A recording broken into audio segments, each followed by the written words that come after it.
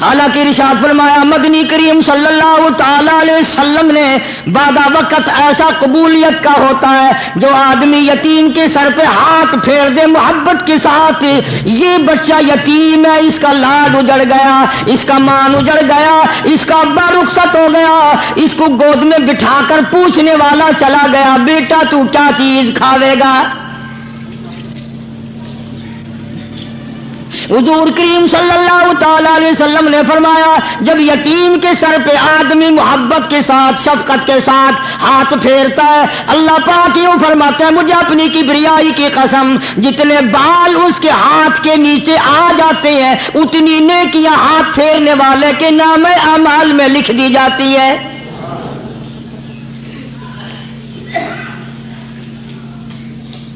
مگر ہمارے یہاں دستور نہیں، غریب کو مارو اور نیچا کرو اسے۔ جناب مدنی کریم صلی اللہ تعالی علیہ وسلم تشریف لے جا رہے ہیں، راستے میں کچھ بچوں کو کھیلتے ہوئے آپ نے دیکھ لیا، بڑے خوشی سے چھلانگے لگا رہے ہیں، بچے کھیل رہے ہیں، ایک بچہ دیوار کے ساتھ بالکل مونچھا غمزدہ پریشان کھڑا ہے۔ حضور کریم صلی اللہ تعالی علیہ وسلم کی نگاہ مبارک اس بچے پہ پڑ گئی، آپ نے قریب تشریف لا کر اس سے پوچھا او بچے، سارے بچے کھیل رہے ہیں تو کیوں نہیں کھیلتا؟ کہنے لگا میرا کھلانے والا دنیا سے چلا گیا، کیسے کھیلوں؟ ابا نہیں، اماں نہیں، ہر وقت پریشان رہتا ہوں، لوگوں کے دروازوں پہ چوکھٹوں پہ دھکے کھاتا ہوں۔ آپ مدنی کریم صلی اللہ تعالی علیہ وسلم نے رحمت والے ہاتھ سے اس یتیم کی انگلی پکڑی اور اپنی ساتھ پیار کرتے ہوئے تشریف لے آئے، فرمایا جناب عائشہ صدیقہ رضی اللہ تعالی عنہا سے اللہ والی آج اللہ پاک نے تجھے بڑی غنیمت بخشی ہے، بڑی دولت دی ہے، عید کا دن ہے، میں عید کی نماز کے لیے جا رہا تھا، بچے سارے خوشیاں منا رہے تھے، یہ بچہ دیکھا میں نے بڑا غمزدہ کھڑا تھا، بڑا پریشان کھڑا تھا، اب میں نے اس سے پوچھا آج عید کا دن ہے تو خوشی کیوں نہیں مناتا؟ بچہ نے جواب دیا میری خوشی منانے والے دونوں ہی چلے گئے۔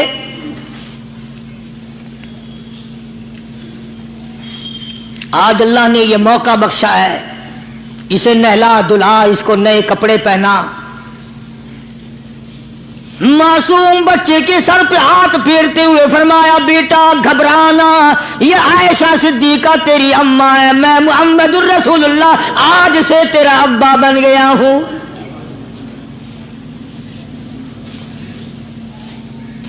نہلایا دھلایا، کھلایا پلایا، ہنسایا، اسے بلایا ساتھ لے کر، جب حضور کریم صلی اللہ تعالی علیہ وسلم ان بچوں کے پاس سے پھر گزرے جو پہلے کھیل رہے تھے، اس زمانے کے تو بچے بھی سمجھدار تھے، آج تو چٹی داڑھی والوں کو سمجھ نہیں ہے، قبر بالکل کنارے، قبر کے کنارے پہ کھڑے ہیں پھر بھی سمجھ نہیں، کسی کو حسد نے مارا، کسی کو تکبر نے مارا، کسی کو دولت کی بیماری نے مارا، اسی کو مجذوب کہتا ہے، نفس اور شیطان خنجر در بغل۔ کوئی آدمی اپنے بارے میں اطمینان نہ کرے کہ میرا معاملہ ٹھیک ہو گیا، نہ جانے آخری وقت میں کیا بن جائے گی۔ ایک اللہ والے کا انتقال ہونے لگا، آخری وقت ہے، خاندان اس اللہ والے کا چاروں طرف بیٹھا ہوا ہے، مریدین بیٹھے ہوئے ہیں، اللہ والے کے چاروں طرف حلقہ بیٹھا ہوا، آخری وقت ہے۔ عربی زبان میں جس کا ترجمہ یہ ہے، اس کی زبان سے ایک بات نکلتی ہے، ابھی نہیں، ابھی نہیں، ابھی نہیں، ابھی نہیں، ابھی نہیں۔ مرنے کے بعد کسی نے خواب میں دیکھا تو پوچھا حضرت جی دنیا درود شریف پڑھتی ہے، مرتے وقت کلمہ پڑھتے ہیں، اللہ اللہ کرتے ہیں، یہ آپ ابھی نہیں ابھی نہیں کیا فرما رہے تھے؟ تو یوں فرمایا تمہیں کیا معلوم ہے، شیطان میرے سامنے کھڑا تھا، اور کہتا تھا میں نے دنیا کو پھنسایا، دنیا کو ورغلایا، دنیا کو بہکایا، تو میرے پھندے سے پھنس گیا، تیرے علم نے، تیری نیکی نے بچا لیا۔ تو میں کہتا تھا ظالم ابھی تو سانس آ رہی ہے، نہ جانے کیا بنے گی، ابھی نہیں ابھی نہیں ابھی نہیں۔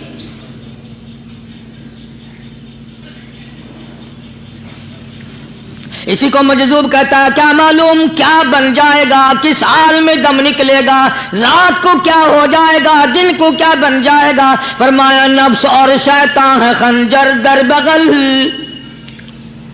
نفس اور شیطان ہے خنجر در بغل، وار ہونے کو ہے اے غافل سنبھل۔ آیا دشمن کا وار، 4 نمازیں پڑھی باقی ساری دنیا کافر نظر آنے لگ جاتی ہے، میں نمازی ہوں یہ سارے بے ایمان پھرتے ہیں۔ شیطان پیدا کرتا ہے یہ چیزیں۔ اگر اللہ نام پہ تھوڑی سی کبھی خیرات کر دی تو بہانے بہانے لوگوں کے سامنے ذکر ہو رہا ہے، اجی آج کل تو ہمارے کاروبار نہیں، ورنہ انشاءاللہ فلاں مسجد جو ہے نا یہ ہم نے بنائی تھی، بہانے بہانے بتانا۔ اسی لیے مجذوب کہتا ہے گھبرایا نہ کر اور اپنے آپ کو اطمینان نہ دلایا کر، کہتا نفس اور شیطان ہے خنجر در بغل، وار ہونے کو ہے اے غافل سنبھل۔ چلا شیطان کا خنجر، چلا شیطان کا خنجر، لگایا اس نے دو، لگایا اس نے دو۔ لوگوں کا خیال یہ ہے کہ شیطان صرف وہ، شیطان کے بہکائی میں وہ آدمی آتا ہے جو کسی کو قتل کر دے۔ لوگوں کے نزدیک صرف زنا کرنا گناہ ہے، قتل کرنا گناہ ہے، چوری کرنا گناہ ہے، ڈاکہ مارنا گناہ ہے، اور چوتھی چیز گناہ ہی کوئی نہیں۔ حضرت عثمان غنی ذی النورین رضی اللہ تعالی عنہ کی مبارک مجلس ہے، صحابہ کرام کا دور ہے، نبی کا دوہرا داماد، مجلس ہے عثمان ذی النورین کی۔ ایک آدمی مجلس میں آ کے بیٹھا، حضرت عثمان کی مجلس میں ایک آدمی آ کے بیٹھا تو حضرت عثمان فرماتے ہیں، توجہ، حضرت عثمان فرماتے ہیں، یوں نہیں فرمایا کہ تو نے ایسا کیا ہے، اسے ذلیل نہیں کیا، بلکہ یوں فرمایا لوگوں کو شرم نہیں آتی، لوگ آنکھ کا زنا کر کے میری مجلس میں آ کے بیٹھتے ہیں، لوگ آنکھ کا گناہ کر کے میری مجلس میں آ کے بیٹھتے ہیں۔ تو دور تھا نا صحابہ کرام کا، فوراً چوٹ کی کسی نے کہ نبی کے بعد وحی آنی شروع ہو گئی، یعنی آپ کو کیسے پتا چل گیا کہ کوئی آدمی غلط نگاہ ڈال کے آیا؟ اس کی رستے میں نظر کہیں غلط پڑی تھی آنے والے کی، آپ کو کیسے پتا چلا؟ یعنی بات کرنے والے کو بھی دیکھو اور پھر چوٹ کرنے والے کو بھی دیکھو۔ تو حضرت عثمان رضی اللہ تعالیٰ عنہ نے فرمایا بھائی پاک مجلس میں اگر ایک تولا بھی کوئی پخانہ لے کر آ جائے تو بدبو تو آ ہی جائے گی نا۔ صحابہ کی پاک مجلس میں اگر کوئی آنکھ کا زنا بھی کر کے آیا، فرمایا مجلس کے اندر بدبو پھیل گئی۔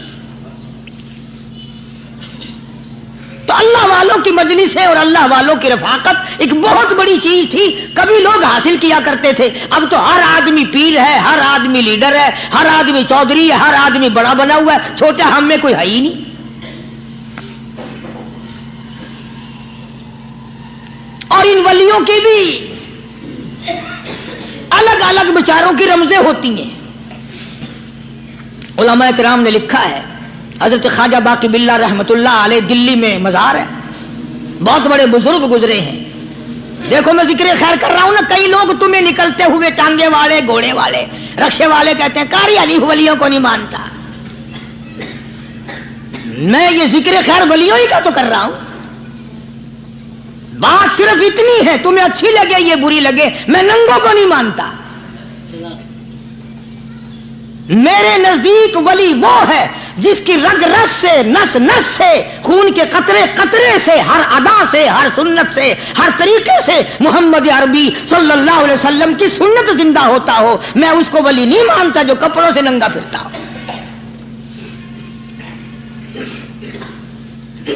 خواجہ باقی باللہ رحمت اللہ علیہ کو भटियारे ने देखा एक तबाही तंदूर वाला, हजरत ख्वाजा साहब को देखा कि जामिया मस्जिद दिल्ली के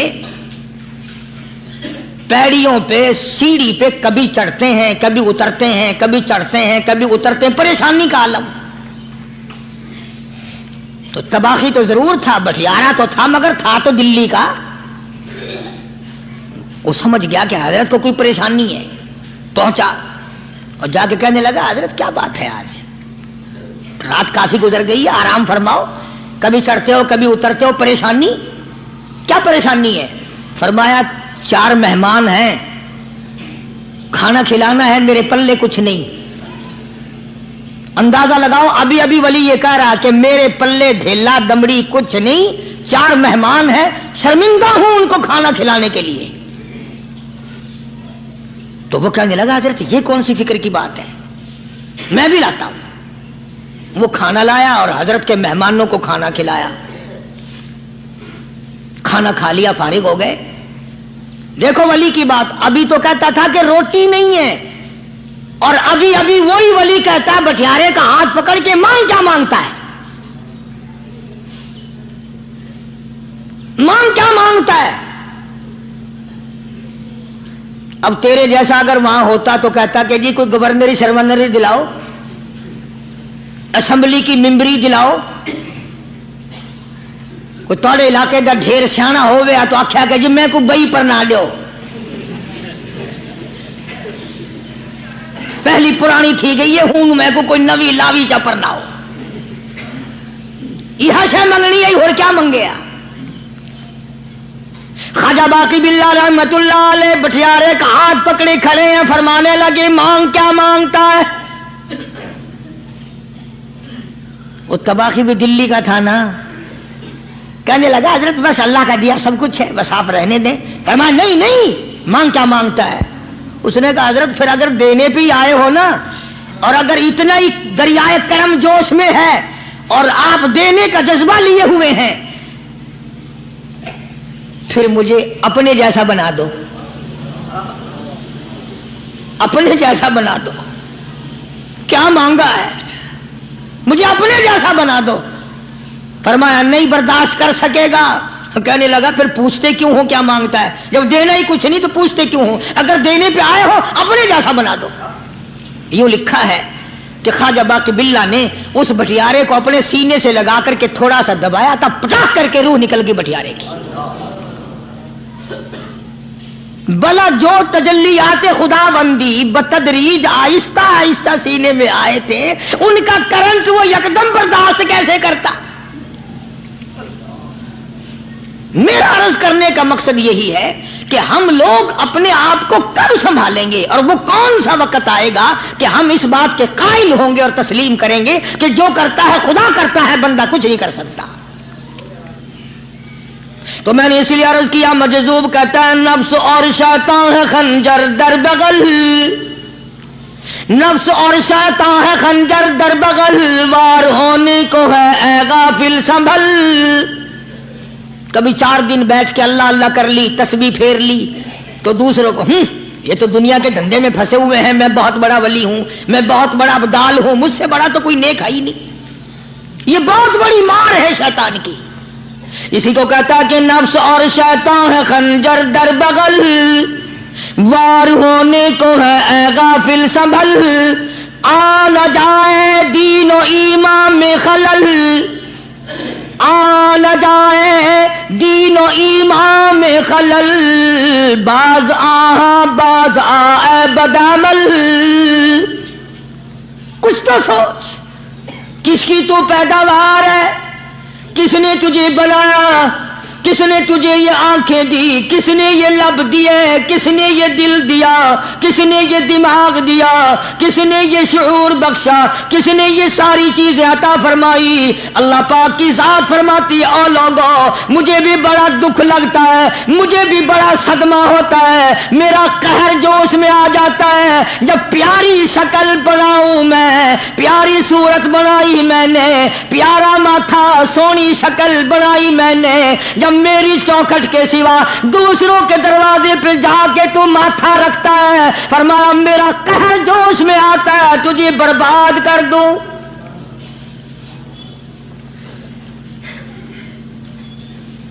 सब कुछ मैंने दिया, सब कुछ मैंने बख्शा, और फिर भी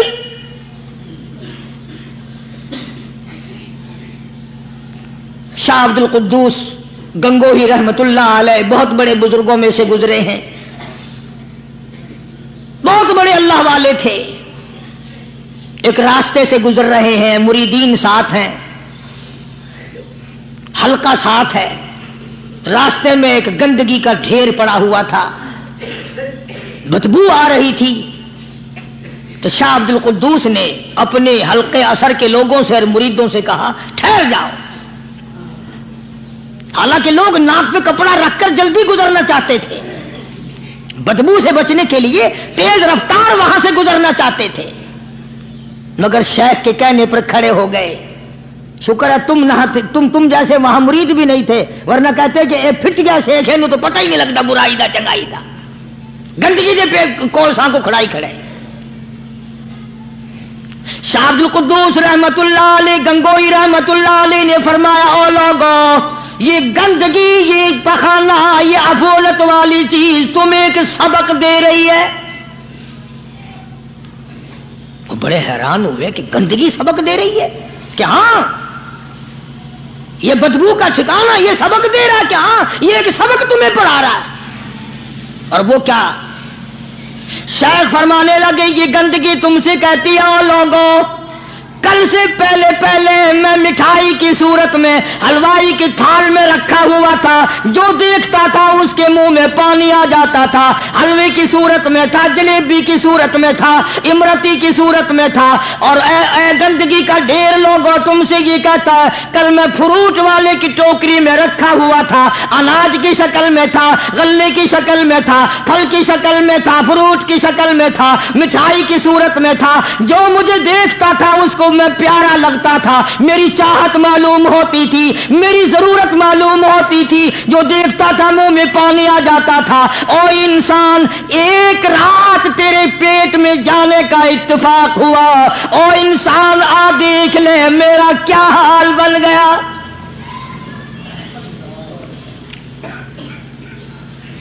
एक रात तो तेरी सोहबत में रहा हूं, एक रात तेरे अंदर ठहरने का इत्तेफाक हुआ, देख मेरा क्या हाल बन गया।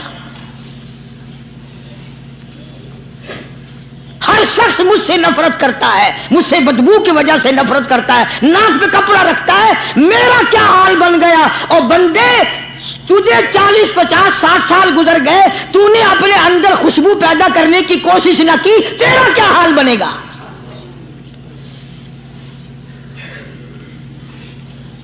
सारे लोग हैरान हुए कि शेख ने क्या बात फरमाई। हजरत शिबली रहमतुल्लाह अलैह बहुत बड़े बुजुर्गान दीन में से गुजरे हैं, अपने साथियों मुरीदों के साथ चल रहे हैं। चलते चलते एक जेल खाने के आगे से गुजरे, वहां किसी डाकू की लाश लटकी हुई थी। ऐसी लाश के जिसके दोनों पैर नहीं, दोनों हाथ नहीं, गर्दन नहीं, ऐसी लाश लटकी हुई है, उसके दोनों पैर भी नहीं, दोनों हाथ भी नहीं, सर भी नहीं। तो हजरत शिबली रहमतुल्लाह अलैह ने जाकर उस लाश को, जिसके पैर हाथ ना थे, गर्दन ना थी, बोसा दिया, चूमा उसे। तो सारे मुरीद कहने लगे हजरत जी ये किसी वली की लाश तो है नहीं, ये तो सरासर नजर आती है किसी बदमाश की है। हाथ भी कट गए, पैर भी कट गए, गर्दन कटा बैठा। तो हजरत शिबली रहमतुल्लाह अलैह फरमाने लगे कि मैंने इसको बोसा इसलिए दिया कि इसने मुझे एक सबक दिया है, इस लाश ने मुझे एक सबक दिया। और वो ये कि वो इस्लाम का जमाना था कि इसने एक दफा चोरी की, एक हाथ कट गया, फिर चोरी की, दूसरा हाथ कट गया, फिर चोरी की, एक पैर कट गया, फिर चोरी की, दूसरा पैर कट गया, फिर चोरी की, गर्दन कटा दी। इसने मुझे ये सबक दिया, शिबली मुझे चोरी से प्यार था, सारा कुछ कटा बैठा मगर बाज ना आया। तुझे तेरे रब से प्यार है, कीमा बनवा लेना मगर छोड़ना नहीं।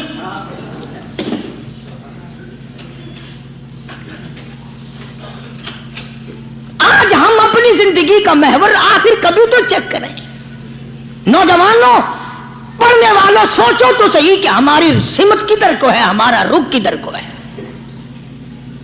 سوچ ہماری کیا ہے اور رفتار ہماری کیا ہے، اور ہم جا کس طرف کو رہے ہیں. اسی کو مجذوب کہتا کہ قدم سوئے مرکز نظر سوئے دنیا، قدم سوئے مرکز نظر سوئے دنیا، کدھر جا رہے ہو کدھر دیکھتے ہو. روزانہ قدم بقدم قبر کے قریب ہو رہے ہیں، قبر کے نزدیک آ رہے ہیں، ایک ایک قدم ہمارا آگے سے آگے آگے سے آگے بڑھ رہا ہے، اور نظر ہماری اوپر اوپر چلی جا رہی ہے، اس سے بڑا بن جاؤں، اس سے بڑا بن جاؤں، اس سے بڑا بن جاؤں. حضرت شیخ عطار فرید الدین رحمت اللہ علیہ بہت بڑے بزرگان دین میں سے گزرے ہیں. اسی بات کو نقشہ کرتے ہوئے فرماتے ہیں کہ مرد راہ راہ بوریا قالین بہود، مرد راہ راہ بوریا قالین بہود، زاں کے خستش عاقبت بالین بہود. اللہ والے کے لیے یہ چٹائی، یہ کھجور کی چٹائی قالین ہے، غلیچہ ہے، صوفہ سٹا ہے، یہی تخت شہنشاہی ہے. کیوں؟ اس لیے کہ آخر کار سرانہ جو ہے وہ کچی مٹی کا بننا ہے. اور شیخ نے بڑی عجیب بات کہی آگے چل کر، کہتا ہے کہ خرقہ پشمینہ را بردوش کن، خرقہ پشمینہ را بردوش کن، شربت ادنا مرادی نوش کن. پرانی گدڑی، پرانا کپڑا جو ہے تو اس کو اپنے لیے غنیمت جان، نہ جانے نوا کپڑا آیا نہیں اور تیری زندگی کو فنا ہو جائے. یہی نظر تھی ان حضرات کی. جناب ابو بکر صدیق سبقہ رضی اللہ تعالی عنہ خلیفہ بلا فصل ہیں، امیر المؤمنین ہیں، مدنی کریم صلی اللہ تعالی وسلم کے جانشین ہیں، حضور کے سسر ہیں. آخری وقت ہے جناب ابو بکر صدیق رضی اللہ تعالیٰ عنہ کا، بالکل آخری وقت ہے. چنانچہ حضرت عائشہ صدیقہ رضی اللہ تعالیٰ عنہا کے ہاتھ میں صدیق اکبر نے ایک کپڑا دیکھا، نیا، ایک نیا کپڑا دیکھا تو فرمایا بیٹی عائشہ یہ کیا ہے؟ فرمانے لگی ابا میں نے کفن کا کپڑا منگوا لیا، نہ معلوم کس وقت ضرورت پیش آ جائے گی، نہ جانے کس وقت کام آ جائے گا. یعنی آپ کا وقت ہمیں قریب معلوم ہوتا ہے. جناب ابو بکر صدیق رضی اللہ تعالیٰ عنہ نے فرمایا عائشہ ہرگز اجازت نہیں، مجھے نیا کفن پہنانے کی کوئی ضرورت نہیں، مجھے نیا کفن دینے کی کوئی ضرورت نہیں، میری طرف سے قطعی تجھے اجازت نہیں. عرض کرنے لگی ابا جان اب تو میں نے منگوا لیا، اب تو میں نے خرید لیا، اسی ارادے سے خریدا ہے، اسی ارادے سے منگوایا ہے، آپ اجازت دے دیں. رونے لگے، فرمایا عائشہ ہوئی تو ام المومنین میں سے ہے، تو نبی پاک صلی اللہ علیہ وسلم کی گھر والی ہے، اور تیری جھولی میں قرآن اترتا تھا، تیری جھولی میں حضور کی وفات ہوئی ہے، تیرے حجرے میں وفات ہوئی ہے، تیری گود میں حضرت کی وفات ہوئی ہے. تو بتا کہ کالی کملی والے صلی اللہ علیہ وسلم کا لباس کیسا تھا؟ آج اس چٹخ پٹخ نے تباہی پھیر دی. اور تو بعد آؤ نہ تباہی پھیرو. ہر روز نئے سوٹ، نئے سوٹ، نئے کپڑے، نئے کپڑے، نئے کپڑے، اور اگلی جہان کی تیاری قطعی نہیں. بڑی عجیب بات کہی کسی نے، کہتا منہ دیکھ لیا آئینے میں. شیشہ دیکھتی ہیں نا عورتیں، آج کل نوجوان عورتوں سے بھی زیادہ شیشہ بار بار دیکھتے ہیں. کہتا منہ دیکھ لیا آئینے میں، منہ دیکھ لیا آئینے میں، اور داغ نہ دیکھا سینے میں. منہ دیکھ لیا آئینے میں اور داغ نہ دیکھا سینے میں، کیا خوب لگا دل جینے میں، کیا خوب لگا دل جینے میں. مرنے کو مسلمان بھول گئے، اور لوگوں کبھی تو سوچ لیا کر، آج چہرے کی صفائی ہے، کپڑے کی صفائی ہے، بدن کی صفائی ہے، بالوں کی صفائی ہے، مگر دل پلیتی سے بھرا پڑا ہے۔ اس میں صفائی کب آئے گی؟ وہ کون سا وقت ہوگا کہ تیرا دل شرک سے پاک ہوگا، بدعت سے پاک ہوگا، محمد عربی صلی اللہ علیہ وسلم کی بغاوت سے تیرا دل پاک ہوگا، اور تجھے شرم نہ آئے گی یہ منہ لے کر آقا کے دربار میں تو شفاعت کے لیے جائے گا؟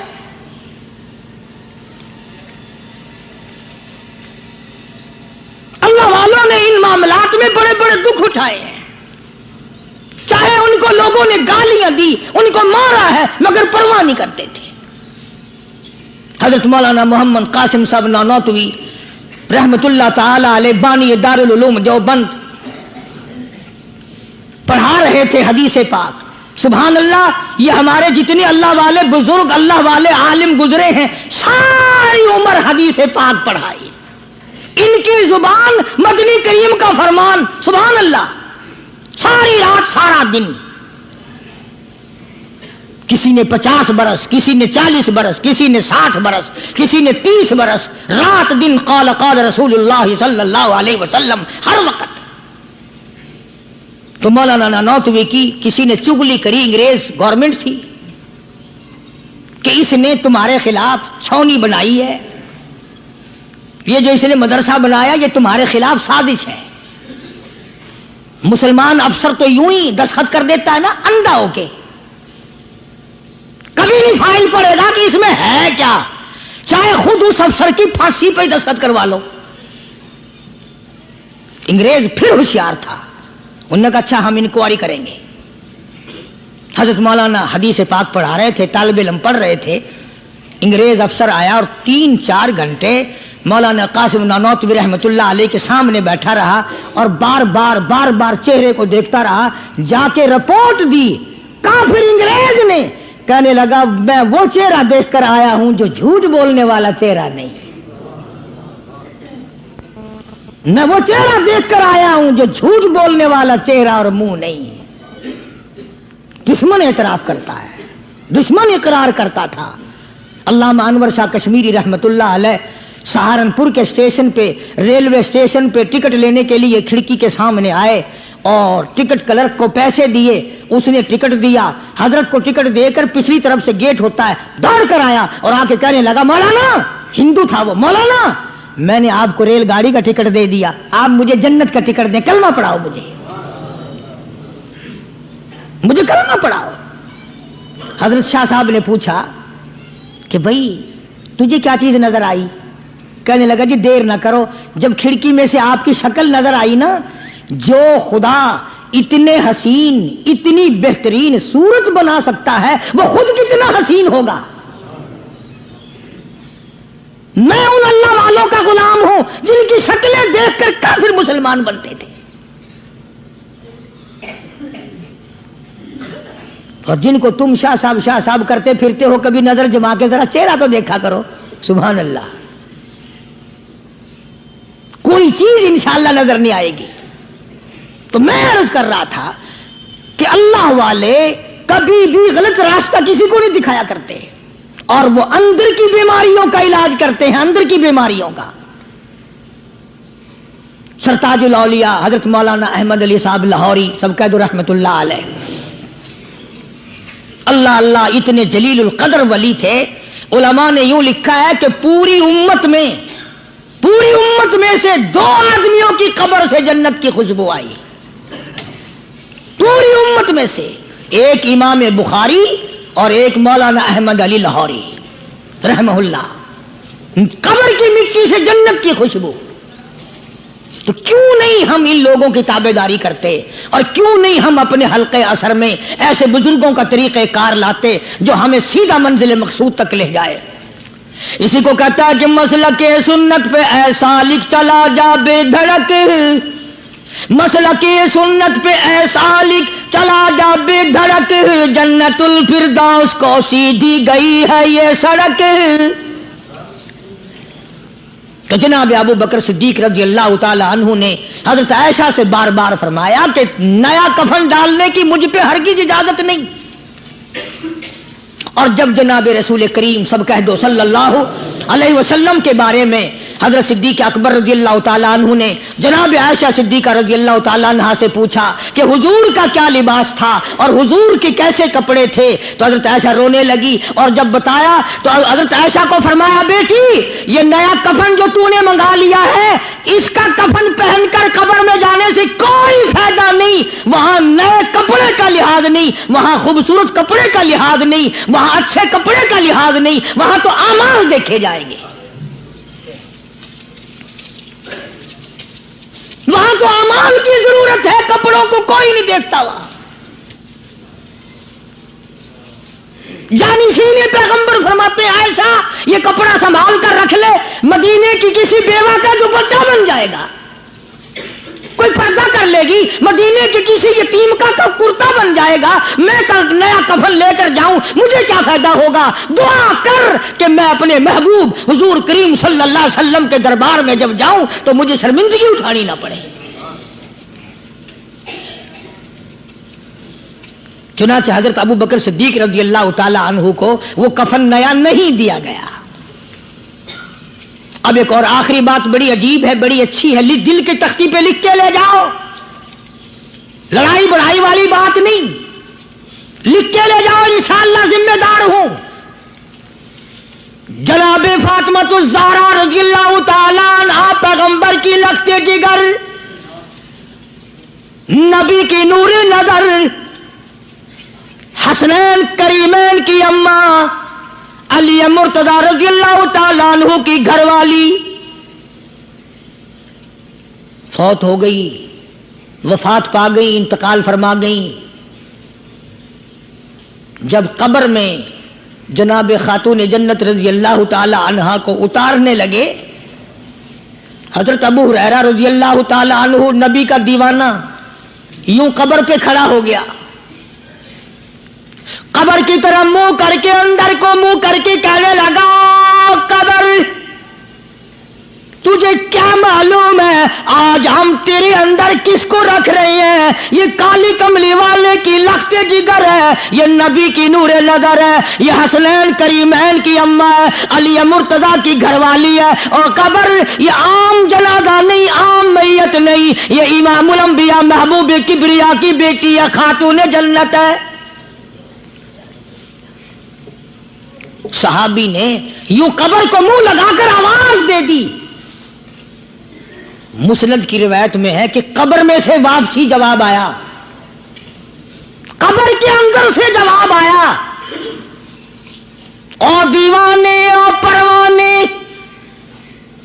یہ قبر ہے تخت شہنشاہی نہیں، یہ قبر ہے ایوان صدر نہیں، یہ قبر ہے بڑی دنیا کا کوئی ٹھکانہ اور مقام نہیں، یہ وہ جگہ ہے جہاں یہ بتانے کی کوئی ضرورت نہیں بیٹی کس کی ہے، اماں کس کی ہے، گھر والی کس کی ہے، یہاں تو جھولی دیکھی جائے گی، اگر اعمال اچھے ہیں کوئی بھی ہو جنت ملے گی، اور اگر اعمال اچھے نہیں پھر چاہے نوح علیہ السلام کی بیوی کیوں نہ ہو، لوط علیہ السلام کی بیوی کیوں نہ ہو، کالی کملی والے کا سگا چچا کیوں نہ ہو، ابراہیم علیہ السلام کا ابا کیوں نہ ہو، آبادائی برباد کر کے رکھ دیے جائیں گے۔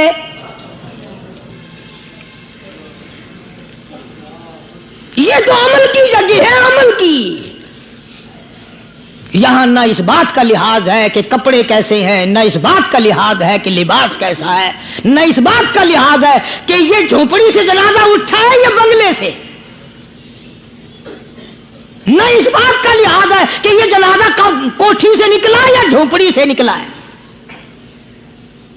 یہاں تو ایمان دیکھا جائے گا، یہاں تو اعمال کی جھولی دیکھی جائے گی، ورنہ اور کوئی صورت یہاں پہ نہیں ہے۔ تبھی تو شیخ عطار فرید الدین رحمت اللہ علیہ نے بار بار بڑی پتے کی باتیں لکھی ہیں پندنامے میں، فرماتے ہیں کہ خاطر کسر مرن جا اے پسر، خاطر کسر مرن جا اے پسر، ورنہ خردی زخم بھر جانو جگر۔ کسی کے دل پہ ناجائز تیر نہ چلایا کر، کسی کو نہ ستایا کر کہ کل تیرے دل کو اچانک تیروں سے گھائل نہ کر دیا جائے۔ تو اپنے آپ کو بچا، اپنی سنبھال۔ اسی کو کہتا کہ روزہ با از غیبت مردم ببن، روزہ با از غیبت مردم ببن، تا نبینی دست و پائے خود ببند۔ جا لوگوں کے گلے سے چگلی سے اپنی زبان کو بند کر تاکہ قیامت کے دن تیرے ہاتھ پاؤں بندھے ہوئے نہ آئے۔ اب یہ ولی نے تو بات کہہ دی، مگر آپ کیسے سمجھیں؟ حدیث پاک میں آتا ہے، حضرت شاہ عبد العزیز صاحب دہلوی رحمۃ اللہ علیہ نے لکھا ہے کہ قیامت کے دن اللہ کی عدالت میں لوگوں کو الگ الگ صورتوں میں پیش کیا جائے گا۔ ایک قوم آئے گی، ایک جماعت آئے گی، لوگ آئیں گے، ان کے دونوں ہاتھ پاؤں بندھے ہوئے آئیں گے، جیسے مشک نہیں باندھ دیتے قاتلوں کی، پیر بھی بندھے ہوئے، ہاتھ بھی بندھے ہوئے۔ حضور کریم صلی اللہ علیہ وسلم سے صحابہ کرام نے پوچھا کالی کمری والے وہ کون لوگ ہوں گے؟ جواب ملا کہ یہ چغلی کرنے والے لوگ ہوں گے، اور ہم اس کو گناہ نہیں مانتے، ہمارے دماغ میں یہ گناہ نہیں ہے۔ اللہ والوں کے نزدیک یہ بہت بڑی چیزیں ہیں، اور یہ وہی لوگ ان چیزوں کی اصلاح کرتے ہیں، دوسرا کون کر سکتا ہے؟ اسی لیے قرآن کریم نے فرمایا ان الذین قالوا ربنا اللہ، ان الذین قالوا، بے شک وہ لوگ جنہوں نے اپنی زبان سے یوں اقرار کر لیا، قالوا ربنا اللہ، بے شک جو لوگ اقرار کرتے ہیں، زبان سے کہتے ہیں ربنا اللہ، رب ہمارا اللہ ہے، رزق دینے والا وہی، اولاد دینے والا وہی، نفع منافع دینے والا وہی، خسارہ دینے والا وہی، فقیر کو تخت شہنشاہی پہ بٹھا دینے والا وہی، اور بادشاہ کو اٹھا کر تخت سے نیچے پھینک دینے والا وہی، اور کوئی ہی نہیں۔ ثم استقاموا، پھر کچھ بھی بن جائے اس پر جمع رہے۔ اللہ اللہ اللہ، امام احمد بن حنبل رحمت اللہ علیہ، اتنا بڑا زبردست امام، متقی، پرہیزگار، اللہ والا، پوری دنیا ڈر کی ماری ایک طرف، اور ایک اکیلا امام احمد بن حنبل ایک طرف، ایک آدمی بھی ساتھ نہیں، اور ایک دو دن کی بات نہیں، 2 برس تک کوڑے لگے روزانہ، ایک آدھ دفعہ نہیں، روزانہ اکثر کوڑے لگتے تھے۔ ایک دن خلق قرآن پر بات تھی، آپ لوگ یہ مسئلہ سمجھ نہیں سکتے، چھیڑنا ہی نہیں چاہیے۔ امام کہتے تھے کہ اللہ خالق ہے، اس کا کلام بھی نرالا ہے، یہ مخلوق نہیں ہے۔ چنانچہ احمد بن حنبل رحمت اللہ علیہ کو پکڑ کے لائے، پیروں میں رسے، ہاتھوں میں رسے بندھے ہوئے ہیں، جلاد 9 جلاد پوری قوت سے ایک ایک وقت میں درے مارا کرتے تھے، 9 جلاد۔ پہلا کوڑا جو لگا، فرمایا بسم اللہ،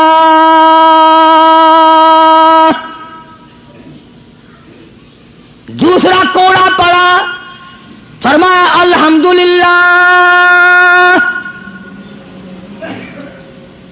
تیسرا کوڑا لگا، فرمایا الا ان کلام اللہ غیر مخلوق، خبردار اللہ کا کلام مخلوق نہیں۔ جس بات پہ کوڑا لگا تھا وہی اعلان پھر کیا۔ علماء نے لکھا ہے کہ ایک جلاد نے اتنا زور سے کوڑا مارا کہ جو سلوار یا پاجامہ پہن رکھا تھا، اندازہ لگا چمڑے کا کیا بنا ہوگا، کمر بند ٹوٹ گیا، زار بند ٹوٹ گیا کوڑے کی ضرب سے۔ اگر آپ کی توجہ ہے اور ان حضرات کو کچھ سمجھ سکتے ہو، علماء نے لکھا ہے کہ جب کمر بند ٹوٹا، زار بند ٹوٹا، احمد بن حنبل کے ہاتھ پیر بندھے ہوئے ہیں، یوں آسمان کی طرف نگاہ اٹھائی، الہی تیرے قرآن کی وجہ سے مار کھاؤں، تیری عزت کا واسطہ، تیرے قرآن کی آبرو ہے، یا اللہ ان لوگوں کے سامنے ننگا نہ کر۔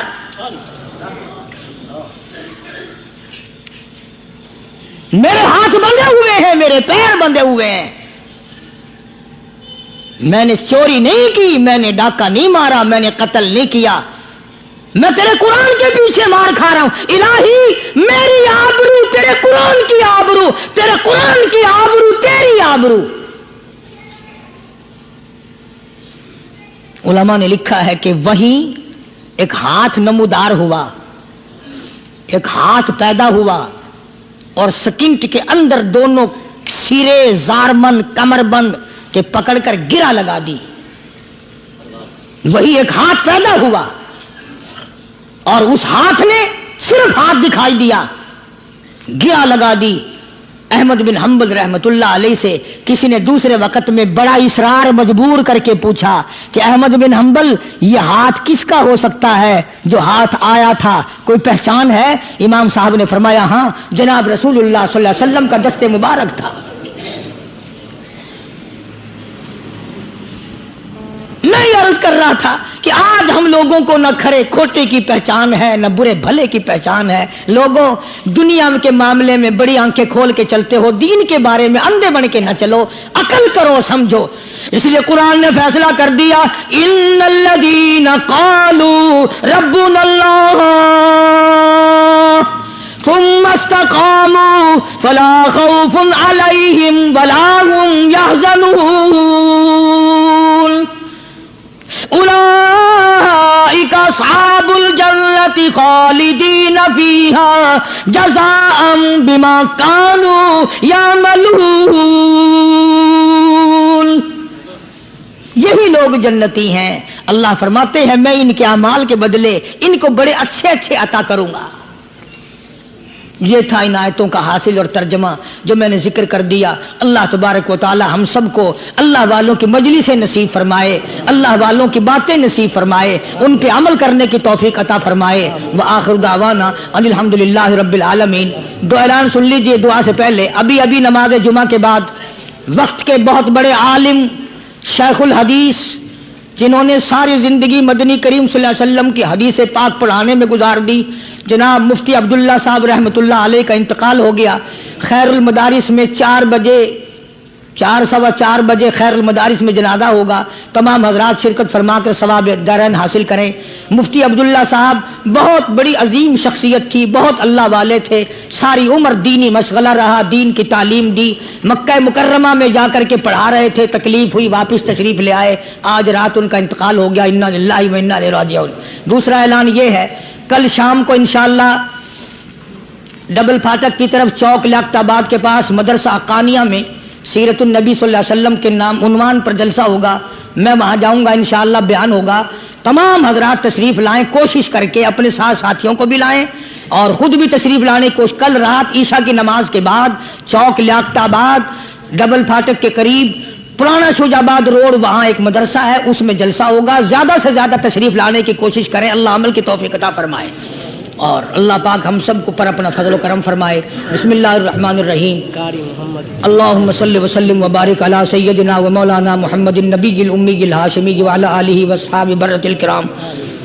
قاری محمد ادریس صاحب ہیں، ان کی بیوی فوت ہو گئی ہے، ان کے لیے بھی دعا کرو۔ 1 مہینے کا یاد جائے کہ میرے بھائی کا ایکسیڈنٹ ہو گیا ہے، اس کے لیے بھی دعا کرو اللہ تعالیٰ۔ اللہ تبارک و تعالی جناب مفتی صاحب کو جوار رحمت میں جگہ عطا فرمائے، جنت الفردوس میں جگہ عطا فرما، ہمارے سارے بزرگوں کو جنت الفردوس میں جگہ عطا فرما، ہمارے اساتذہ استاد جنہوں نے ہمیں دین پڑھایا یا اللہ سب کے درجے بلند فرما، مشائخ کے درجوں کو بلند فرما، ہم سب کے والدین کی مغفرت فرما، سب کے عزیز و اقربا کی مغفرت فرما۔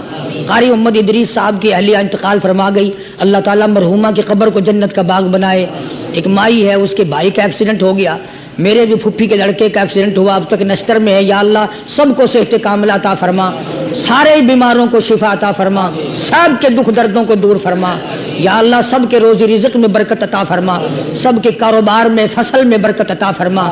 کئی ساتھی بیمار ہیں، کئیوں نے مجھے کہا یا اللہ سب کے دکھ دردوں کو دور فرما، سب کے روزی رزق میں برکت عطا فرما، یا اللہ سب کو خسارے والے کاروبار سے بچا، یا اللہ ہم سب کی جان مال عزت آبرو اور ایمان کی حفاظت فرما، یا اللہ اس مسجد کو آباد کرنے والوں کو آباد فرما، اس کو چمکانے والوں کو چمکا، اس کو بنانے والوں کو دین و دنیا میں بنا دے، یا اللہ اس قیامت تک دین کا سرچشمہ بنا، اس مدرسے کے خدمت گزاروں کے مال و جان برکت عطا فرما، یا اللہ پوری دنیا میں اسلام کا چرچا فرما، اور تبلیغی جماعت جہاں جہاں بھی کام کر رہی ہے یا اللہ غیب سے نصرت اور اعانت فرما، اور جتنے اپنے گھر بار چھوڑ کر نکلے ہوئے ہیں سب کو قدم قدم پہ شرف قبولیت عطا فرما، پوری دنیا کے لیے ہدایت کا ذریعہ بنا، کلمے اور ایمان والی موت عطا فرما، یا اللہ ہم سب کی مشکلوں کو آسان فرما، سب کی پریشانیوں کو دور فرما، ہم سب کی اولاد کو نیک اور نمازی بنا، ہمارے گھروں کو نماز اور قرآن سے آباد فرما، یا اللہ جب دم آخری ہو تو کلمہ نصیب فرما، ایمان کی دولت عطا فرما،